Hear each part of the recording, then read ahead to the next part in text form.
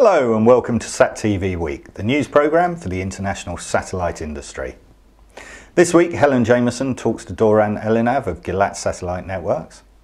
Nadia Yegorova-Johnston reports on another setback for NASA's Earth Science Programme. James Shortland looks at how the end of the Space Shuttle programme is affecting one major US space company.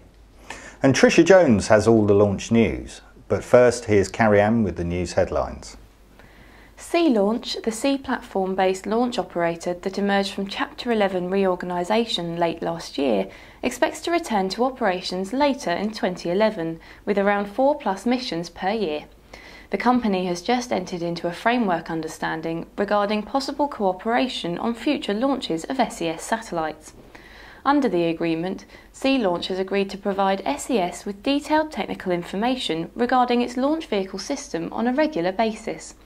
In turn, SES has agreed, based on the success of upcoming launch missions already on the Sea Launch manifest, to consider Sea Launch as an SES recognised provider for future launch missions.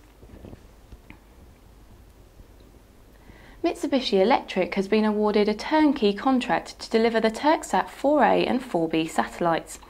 In-orbit deliveries are slated for the fourth quarter of 2013 and the first quarter of 2014. The two satellites, both offering minimum 15-year service lives, will enable Turksat AS to offer telecoms and direct TV broadcasting services throughout Turkey, as well as in Europe, Central Asia, the Middle East and Africa. Turksat 4A, which will be positioned at 42 degrees east longitude, will provide Ku-band high-power direct TV broadcasting channels and both C and Ka-band communications channels. Turksat 4B will be used for Turksat AS's new broadband connectivity service in the Ka band, as well as fixed communication services via the Ku and C bands at 50 degrees east longitude. Both satellites will be built on Mitsubishi Electric's DS2000 satellite bus platform. Carrie-Anne will be back later with more news. Satellite 2011 is being held this year in the Walter E. Washington Convention Center in Washington, D.C., starting on March 14. Earlier, Helen Jameson spoke to Doron Elinav, Vice President of Marketing and Business Development at Gilat Satellite Networks, and started by asking him about the products and services the company will be showcasing. Well, we will have several new products, and we will also be showcasing our existing products. On the new products, we will be showing our new VSAT called the Web Enhanced VSAT. It's a new product that has a cache mode, which enables saving bandwidth and improving user experience with a very large cache based on micro SD technology. We will be also showing the Prism Pro, which has been already shown and has won several analyst awards. It's an open application platform. And we will also be showing our existing products such as the RaySat antenna systems, Field Array flat antenna for satellite on the move. And if you have been following Gilat, we've recently acquired Wavestream. We will also have a Wavestream booth there showing the various SSPA, solid state power amplifiers. And add to that our existing SkyEdge 2 VSAT network platform. And can you tell me how business is for Gilat in the US and also worldwide? We've just recently released our quarterly announcement. Business has been fairly well, both in the US and worldwide. Recently in the US, we've had several awards to gaming networks. This is in Texas, in Illinois, which we've announced recently. We've also had several others. And this has been a very successful year, all in all, for us in gaming. Lottery networks often use VSATs for connectivity. So in this aspect, this was a good year for SpaceNet, for our U.S. business. Worldwide as well, I think business is picking up, improving compared to previous years where the financial condition was much worse. Finally, can you tell me what Gilat will be looking to achieve as a company over the coming months? We've recently acquired Wavestream, so I think very high on our agenda is to complete the integration of Wavestream with Gilat.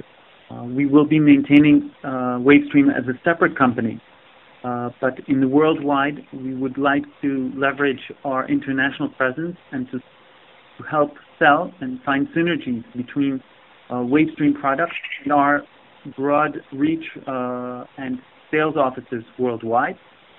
I would say this is our number one priority.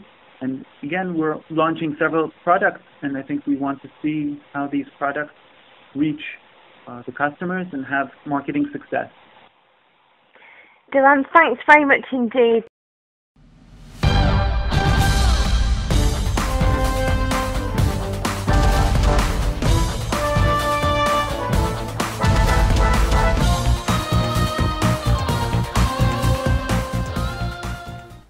NASA has suffered a second setback to its Earth science program with the total loss of its Glory satellite.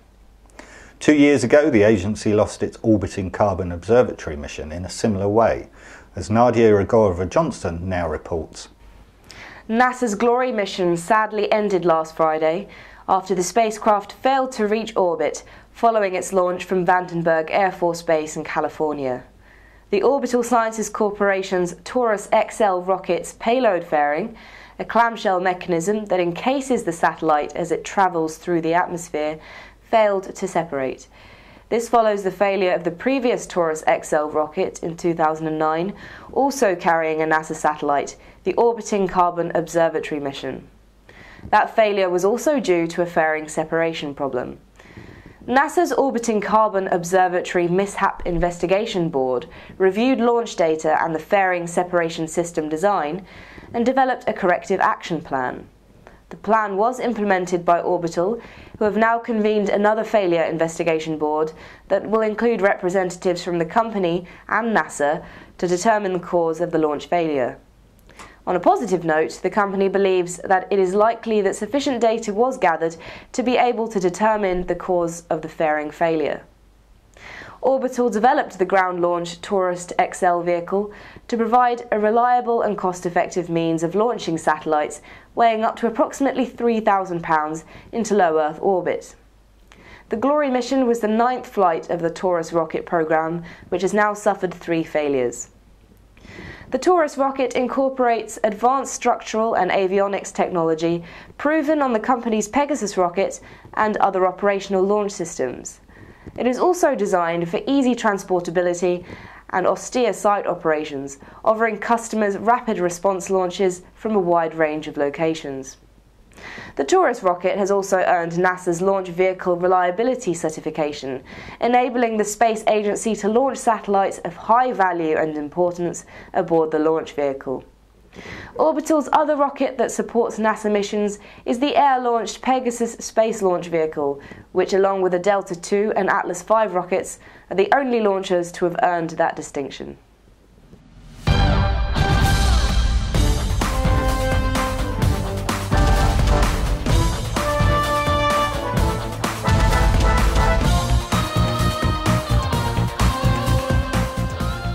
And now here's Tricia with more launch news. The Space Shuttle Discovery returned to Earth for the final time yesterday, completing a 13-day mission to outfit the ISS. Discovery has spent a total of 365 days in space and travelled more than 148 million miles during 39 flights.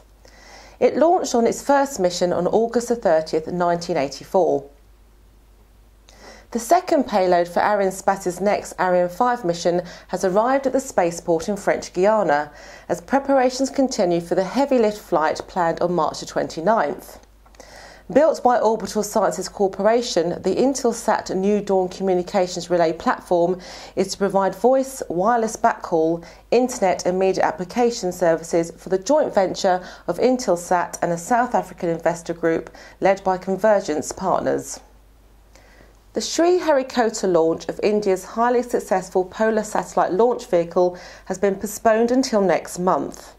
The rocket is set to launch ResourceSat-2, a remote sensing satellite, YouthSat in collaboration with Russia, and XSat, Singapore's first locally made satellite. The launch was originally slated for January. The Indian Space Agency's last 2 missions involving the heavy GSLV rocket have ended in failure, resulting in a total loss of around $140 million, the cost of the 2 rockets and the 2 satellites. India has the largest constellation of remote sensing satellites in the world, providing images in a variety of spatial resolutions from better than a metre ranging up to 500 metres. Less than a week after launching a military mini-shuttle on top of an Atlas V rocket, United Launch Alliance says a Delta IV booster is on track to send a classified spy satellite into orbit at 5:57 p.m. tomorrow, Friday, March the 11th. The preliminary forecast at Cape Canaveral Air Force Station looks good, with an 80% chance of favourable weather on Friday and conditions even better over the weekend. Communic Asia 2011. Asia's largest knowledge-based ICT platform is the most recognised one-stop knowledge platform for digital, multimedia and entertainment technology. As the Space Shuttle program nears its end, many companies in the US are concerned about the future. Here's James with the thoughts of one major aerospace president. According to Pratt & Whitney Rocketdyne's Jim Mesa, the US Space Industrial Base is facing a crisis unless NASA soon unveils a plan for developing new spacecraft after its final Space Shuttle mission in June. Mesa's company, who are responsible for the main engines on the Atlas and Delta launch vehicles, as well as the Space Shuttle, already have plans to close half its office and factory space over the next 3 years, and might have to lay off hundreds of employees unless NASA mapped out a shuttle successor plan within the next 4 to 8 months. Many analysts are worried about the US Space Industrial Base, given expected declines in the defence and NASA budgets. The agency is ending the shuttle program due to high operating costs and to free up money to develop new spacecraft capable of flying to the moon, asteroids and other destinations in the solar system. But the agency's failure to map out a successor program has left companies uncertain about future prospects. Mesa said he also still had concerns about fixed price development contracts, but would even accept those as long as the US government mapped out some future opportunities, making a commitment to investment and production that would allow the industry to maintain key facilities and its workforce. Speaking to reporters after meeting with top NASA officials, he said that this is the first time that the industry is facing a real gap. He predicted that many second and third tier suppliers would soon exit the business given the current uncertainty, and said his company would be happy to compete for future orders as long as there was something to bid for. Thanks James, and now here's Carrie-Anne with more news. SES World Skies has signed a 3-year capacity agreement with Stallion Oilfield Services to enable mission-critical connectivity for hundreds of oil drilling sites throughout America. As part of the multi-million-dollar renewal, Stallion secured a full transponder of bandwidth on SES's AMC-9 satellite to provide major oil and gas companies with voice and data services over its Starcom VSAT network. Real-time oil drilling data and phone traffic, much of it securely linked to customer corporate networks, is routed through Stallion's iDirect Evolution Hub, hosted at SES's Gateway in the US. CapRock Government Solutions has been selected as one of 46 prime vendors to be awarded a basic ordering agreement for an FBI IT supplies and support services vehicle.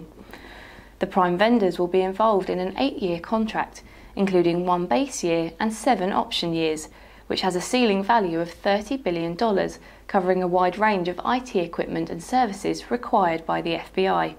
It is the largest contract ever awarded by the agency. The agreement will allow the FBI to significantly reduce acquisition costs by utilising a vehicle specifically designed to focus on the agency's mission.